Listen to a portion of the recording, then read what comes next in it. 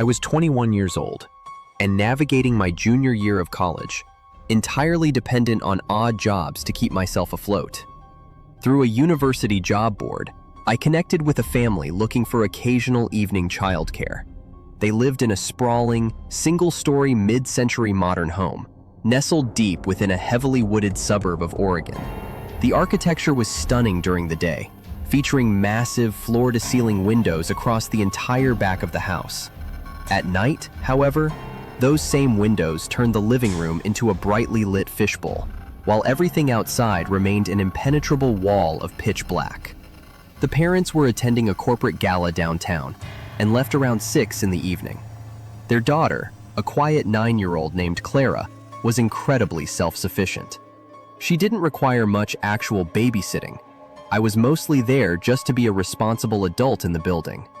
After we ate dinner, she retreated to her bedroom at the far end of the long, central hallway to play video games on her tablet. By 8:30, she came out, said a polite goodnight, and went to sleep. With the house completely silent, I settled onto the large sectional sofa in the main living room. I cracked open my laptop to work on an essay, occasionally glancing up at the television, which I had muted and left playing a random documentary for background light. The rain outside was relentless, a heavy Pacific Northwest downpour that drummed a constant, low drone against the flat roof. It was exactly 10:12 p.m. when the initial feeling of unease washed over me. It wasn't triggered by a sound, but rather that sudden, primal instinct that you are no longer alone. It's a heavy, dropping sensation in the gut that human beings have developed over thousands of years for survival. I stopped typing and looked up. The reflection of the living room was clearly visible in the massive glass panes spanning the back wall. But beyond my own reflection, out in the dark tree line, I thought I saw a shift in the shadows. I stared intensely at the glass for several minutes, my eyes straining to pierce the darkness. Nothing moved. I chalked it up to paranoia, the isolation of the house, and the visual trickery of rain sliding down the windows. I forced myself to look back down at my screen, but the profound sense of vulnerability refused to dissipate. At 11:45 p.m., a sound completely shattered the white noise of the storm. It was distinct, sharp, and metallic.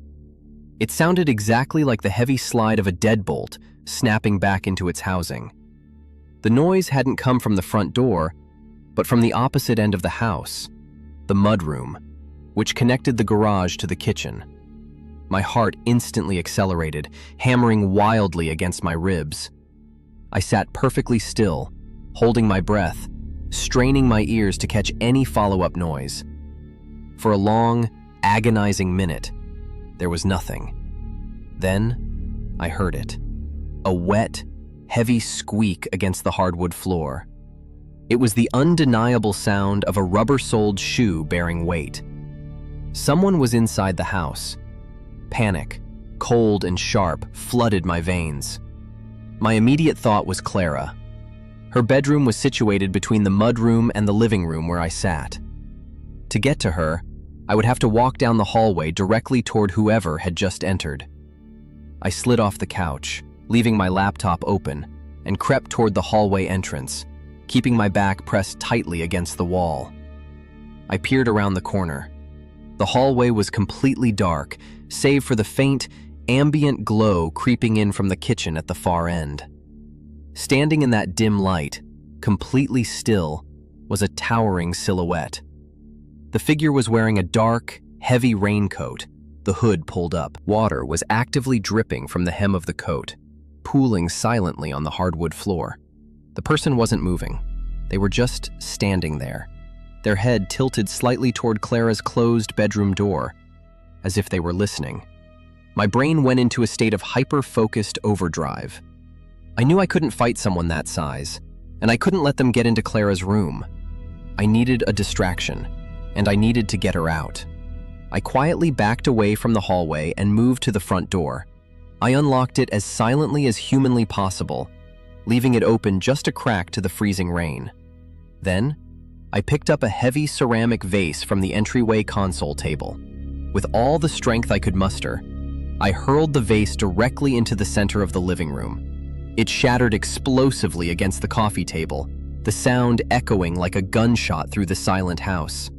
Immediately, I heard heavy, rapid footsteps charging down the hallway from the kitchen, rushing toward the living room to investigate the noise. The second the figure cleared the hallway entrance and stepped into the living room, I darted behind them, slipping unseen into the dark corridor. I sprinted the short distance to Clara's door, opened it, and threw myself inside, locking it behind me. Clara was sitting up in bed, rubbing her eyes, confused by the shattering sound. I didn't give her a chance to speak. I clamped my hand over her mouth, put my finger to my lips, and pulled her out of bed. I dragged her into her ensuite bathroom, locked that door as well, and pulled us both into the walk-in shower, crouching down below the glass line. I pulled out my phone and dialed 911. The dispatcher answered immediately. I whispered the address, my voice trembling uncontrollably. I told her there was an intruder in the house, and we were locked in a bathroom. As the dispatcher assured me cars were on the way, the absolute worst-case scenario unfolded. The handle to Clara's bedroom door violently rattled. Whoever it was had realized the living room was empty and had returned to the locked bedroom. A heavy thud vibrated through the floorboards as the intruder threw their weight against the bedroom door. The wood splintered, and with a second, deafening crash, the door gave way. Heavy, wet footsteps slowly entered the carpeted bedroom. Clara was silently weeping, her tears wetting my hand as I held it tightly over her mouth. We listened as the footsteps paced around the bed, pausing at the closet, opening the doors. Then, the footsteps stopped right outside the bathroom door. A low, raspy voice, sounding completely devoid of emotion, spoke softly through the wood. "I know you're in there. You left the front door open, but you didn't leave." A shadow blocked the light under the crack of the bathroom door. The handle jiggled. Finding it locked, the intruder didn't try to bash this one in. Instead, I heard the metallic scrape of something sliding against the doorframe, like a blade trying to catch the latch. The agonizing tension was broken by the sudden, blaring wail of police sirens approaching rapidly up the long driveway. The scraping sound instantly stopped. The shadow beneath the door vanished. I heard the frantic, heavy thud of boots running back down the hallway, followed by the crash of the mudroom door slamming shut. We stayed huddled in that shower for what felt like hours, until the police finally breached the bathroom and identified themselves. When I finally emerged, trembling and exhausted, the officers walked me through what they found. The intruder had completely vanished into the dense woods behind the property, leaving no trace but a trail of muddy footprints.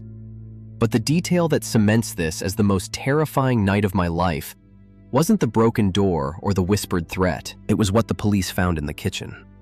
On the granite island, laid out in a neat, meticulous row, were 3 items the intruder had brought with them: a roll of heavy-duty duct tape, a set of industrial zip ties, and a digital camera. The realization hit me with the force of a freight train. This wasn't a robbery. Whoever broke into that house had prepared for an audience. And if I hadn't noticed that subtle shift in the shadows, or heard that single metallic click, Clara and I would have been the subjects. I never returned to that house, and I never took another babysitting job. The parents installed a top-tier security system, but a few months later, they put the house on the market and moved out of state. I still live in the city, in a high-rise apartment on the 10th floor, but every single time it rains, and I hear water hitting the glass, I am instantly transported back to that hallway, staring at the dripping silhouette of a man who came prepared for a nightmare.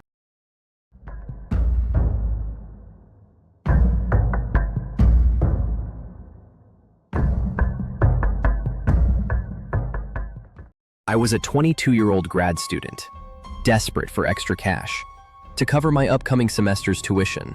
That's how I ended up accepting a weekend nannying job for Dr. Aris, a linguistics professor at my university.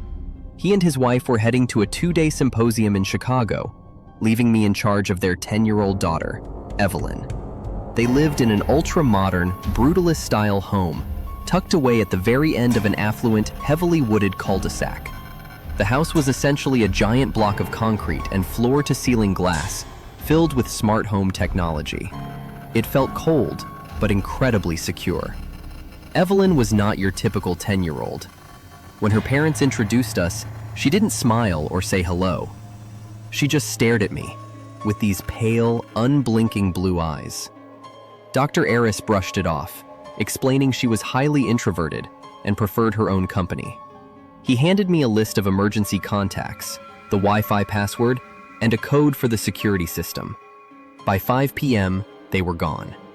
The first few hours were painfully quiet. I ordered the Thai takeout her parents had left money for, and we ate in silence at the massive marble kitchen island. Evelyn barely touched her food. She spent the entire evening sitting on the living room rug, meticulously drawing in a leather-bound sketchbook with a dark charcoal pencil. Every time I looked up from my laptop, I caught her staring at me. Not just glancing, but studying me, her expression completely flat. It gave me a deep, unsettling gut feeling, but I rationalized that she was just an eccentric kid missing her parents. Around 9 p.m., I told her it was time for bed. She closed her sketchbook, stood up without a word, and walked down the long, concrete hallway to her bedroom. I heard her door click shut. I let out a breath I didn't know I was holding. I set up camp in the downstairs guest room, which was located right off the main living area. The room was minimalist, featuring a low platform bed and a single reading lamp. I spent the next 2 hours working on a research paper. The house was dead silent, save for the occasional hum of the central heating unit. At exactly 11:30 p.m., I shut my laptop, turned off the lamp, and tried to get some sleep. I don't know what woke me up. There was no loud crash, no screaming. It was just a subtle shift in the room's atmosphere. My eyes snapped open. The room was pitch black, but the faint, ambient moonlight filtering through the high window illuminated a silhouette, standing perfectly still at the foot of my bed. My heart instantly slammed against my ribs. I lay frozen, my breath catching in my throat. I blinked, hoping my sleep-deprived brain was playing tricks on me. But the shadow didn't move. It was small, too small to be an adult intruder. I slowly reached my hand out from under the heavy duvet, my fingers frantically searching for the switch on the bedside lamp. I flicked it on. Evelyn was standing there. She was wearing a white cotton nightgown, her bare feet silent on the cold concrete floor. But it was her face that made my blood run cold. There was no childlike innocence, no sleepwalking confusion. She was glaring at me with an intensity that felt purely malicious. Both of her hands were hidden rigidly behind her back. I sat up slowly, keeping my voice as steady as possible. I asked her what she was doing out of bed. She didn't respond. She just took one slow, deliberate step toward the side of the bed. I asked her to show me her hands. She tilted her head slightly, maintaining that dead, unblinking stare. Then, very slowly, she brought her right hand out from behind her back. Clutched tightly in her small grip was a heavy, rusted pair of iron pruning shears. The blades were massive, easily 8 inches long, the kind used for cutting thick tree branches. She had to have gone out to the detached garage to get them. The sheer absurdity and horror of the situation paralyzed me for a fraction of a second. Then, survival instinct took over. I threw the heavy duvet directly over her, blinding her and entangling her arms. I scrambled off the opposite side of the bed, my bare feet hitting the concrete. I didn't look back. I sprinted out of the guest room, slammed the heavy door shut, and threw my weight against it. I heard a muffled thud against the wood, followed by the sharp, metallic scrape of the shears gouging into the other side of the door. My hands were shaking so violently I could barely unlock my phone. I dialed Dr. Eris's number first. He answered on the 3rd ring, his voice thick with sleep. I told him his daughter had just come into my room with a weapon, and I was barricading the door. There was a terrifying, heavy silence on the line. Then, he didn't ask if I was okay. He didn't sound surprised. He just sounded utterly defeated. He cursed softly, followed by, "She promised she wouldn't do it again. I'm calling the local police. Get out of the house now." I didn't wait to grab my jacket or my shoes. I bolted for the front door, punched in the security code, and ran out into the freezing November night. I stood at the end of the driveway, shivering uncontrollably, watching the dark windows of the house until 2 squad cars pulled up. The police found Evelyn sitting quietly on her bed, the sketchbook open on her lap, the rusted shears resting on the pillow next to her.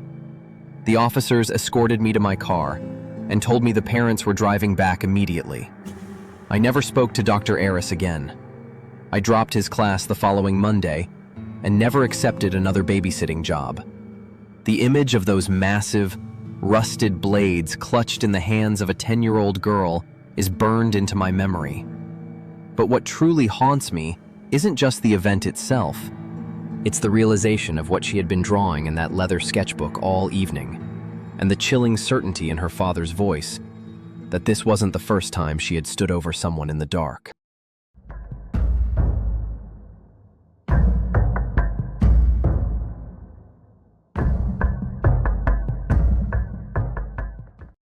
I was 24 years old and living in a quiet, heavily forested suburb of Connecticut. It was late November, the kind of bitterly cold weekend where the sun sets by 5 and the streets are completely empty. I had taken a weekend job watching 2 siblings, a 7-year-old boy named Leo and his 9-year-old sister, Harper. Their parents were attending a destination wedding and had hired me through a local agency. They lived in a sprawling, 3-story Victorian home that sat on a massive, isolated 2-acre plot surrounded by dense pine trees. The house was beautiful, but inherently creepy, filled with narrow hallways, dark hardwood floors that creaked under any weight, and far too many unused rooms. The parents left on a Friday afternoon. The evening started off completely normal, following the exact schedule they had left on the kitchen counter. I made frozen pizzas for dinner, and we spent a couple of hours in the main living room. They played a racing game on their console, while I sat on the couch, half watching them and half scrolling through my phone. At 9 p.m., I told them it was time to wind down. Their bedrooms were on the 2nd floor, located at opposite ends of a long, dimly lit corridor. I tucked Leo in first, turning on his small, star-shaped nightlight, and then said goodnight to Harper, who insisted on keeping her door cracked open just a few inches. Once the house was settled, I went back downstairs. The silence in a house that size is heavy. It feels almost pressurized. To break the quiet, I turned the living room television on, keeping the volume relatively low, and flipped the channel to an old marathon of The Twilight Zone. For the next hour, everything was entirely uneventful. The wind picked up outside, rattling the old window panes, but the inside of the house was warm and still. At exactly 10:17 p.m., I heard the unmistakable sound of footsteps on the staircase. I looked over the back of the sofa and saw Harper standing halfway down the stairs. She was gripping the wooden banister tightly, looking down at me with an expression of mild annoyance rather than fear. I muted the TV and asked her what was wrong. She hesitated for a second before asking why I had come into her room and just stood by the window without saying anything. A brief wave of confusion hit me. I told her I hadn't been upstairs since I put them to bed. She shook her head, insisting that someone had walked into her room, stood perfectly still near her curtains for a full minute, and then walked out into the hallway. I immediately rationalized it. I told her she was likely half asleep, dreaming, and that the shadows from the trees outside were playing tricks on her eyes. I walked her back upstairs, turned on her main light, checked her closet, and assured her the room was empty. She seemed satisfied enough and got back into bed. I returned to the living room, brushing the incident off as typical childhood imagination. 20 minutes later, at 10:38 p.m., I heard the stairs creak again. This time, it was Leo. He wasn't just standing on the stairs. He scurried down the remaining steps, and ran directly to the couch, pressing himself against my side. He was physically trembling. I asked him what was going on, my voice dropping to a whisper instinctively. He looked up at me, his eyes wide, and asked, "Who is the tall man in the hallway?" A heavy, freezing sensation dropped into the pit of my stomach. The primal gut feeling of absolute dread washed over me. I tried to keep my composure, asking him to explain what he meant. Leo told me that he had woken up to use the bathroom. When he peeked out of his bedroom door, he saw a very tall man standing at the far end of the hall, near the guest room. The man hadn't moved, just stood there in the dark.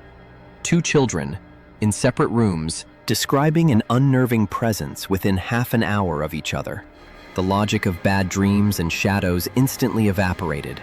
I told Leo to stay exactly where he was, hidden behind the large sofa. I went into the kitchen and silently pulled the longest, heaviest chef's knife from the wooden block on the counter.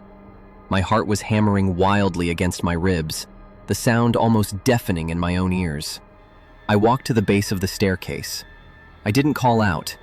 If someone was up there, I didn't want to give away my position or alert them that I was coming up. I gripped the handle of the knife so tightly my knuckles turned white, and I began a slow, agonizing ascent up the wooden stairs.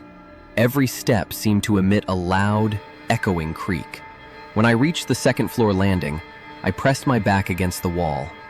The hallway was completely dark, save for the faint ambient light spilling from the cracked doors of the children's bedrooms.